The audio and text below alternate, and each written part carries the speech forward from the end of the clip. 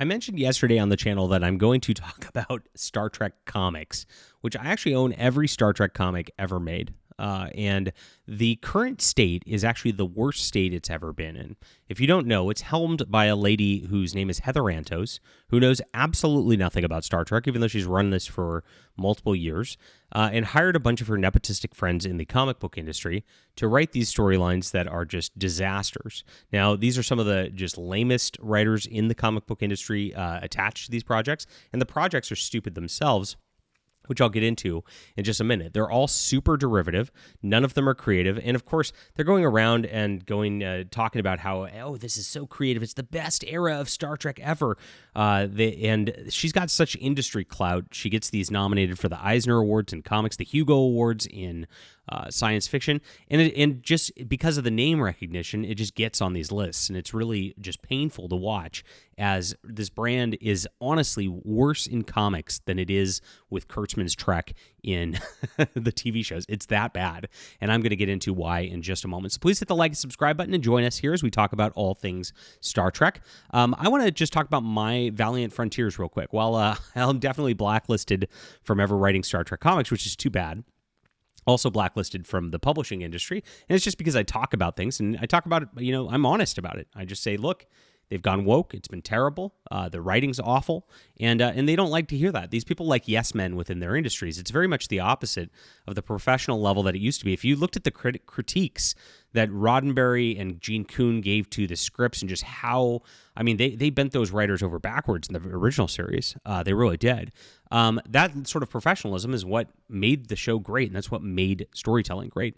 And so I try to bring things back because I miss the sense of wonder, the sense of exploration that stuff like this used to have. And so I made a series called Valiant Frontiers. This is a novel series, not comics. So it's a 3-book novel series. It is completed. You'll get all 3 books in the campaign here.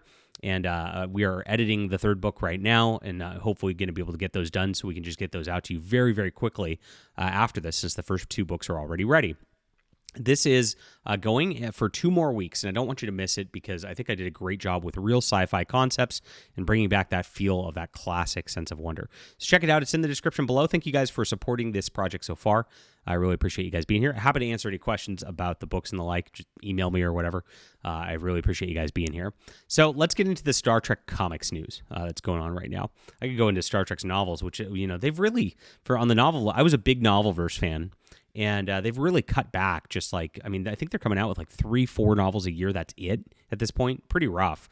And 90% of those are Discovery, Strange New Worlds, Picard, etc., related that I don't want to read anyway. And that's what they're trying to do here. They're trying to merge the original series with Discovery, which is painful. And this is the last Starship. The high concept of this is it takes place during the burn, which is an auto, I'm done, right? I'm out at this point. And they hired 2 people from the comic industry who are notorious for writing some of the worst stories ever, Jackson Lansing and Colin Kelly. These guys get panned, because I'm a comic fan too. Any of their Marvel or DC runs just are awful. They're always filled with these LGBTQ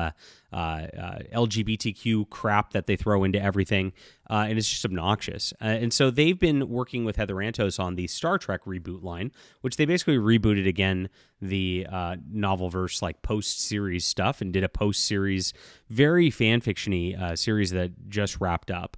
And that was pretty bad on a lot of levels. But this is aiming to be even worse.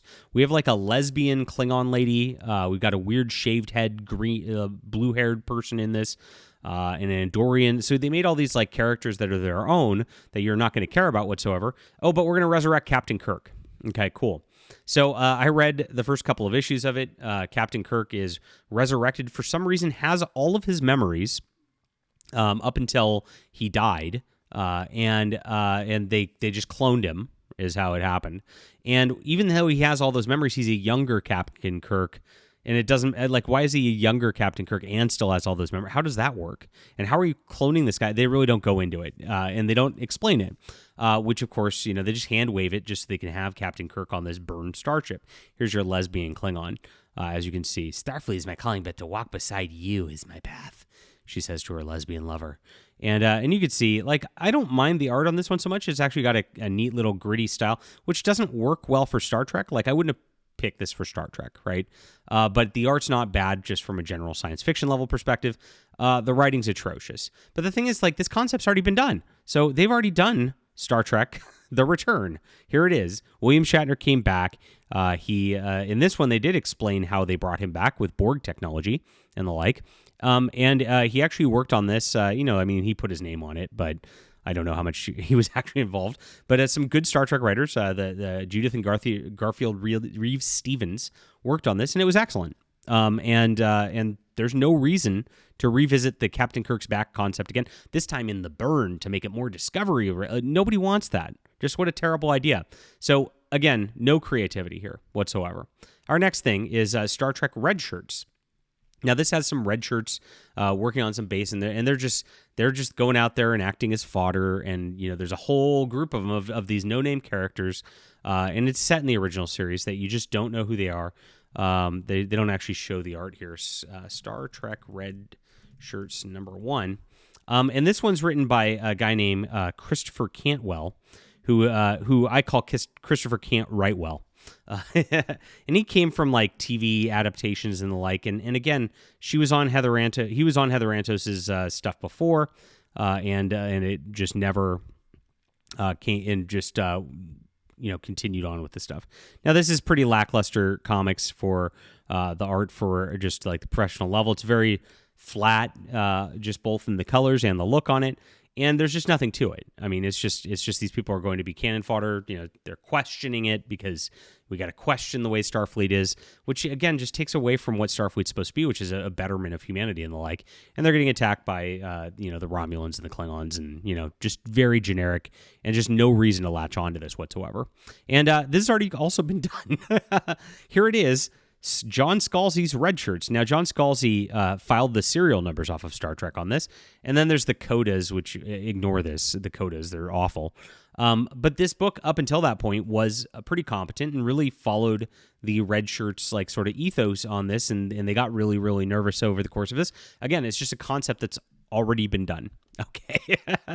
So now we're 2 for 2 of the current line of 3 of concepts that have already been done. So let's go to the third one. Oh, Voyager Homecoming. Oh, what a cool, unique idea. Voyager Homecoming right after Voyager comes home. And what are they going to be doing next?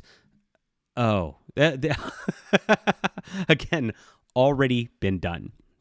Now this one is written by, I don't even know who wrote this one. Who wrote this one?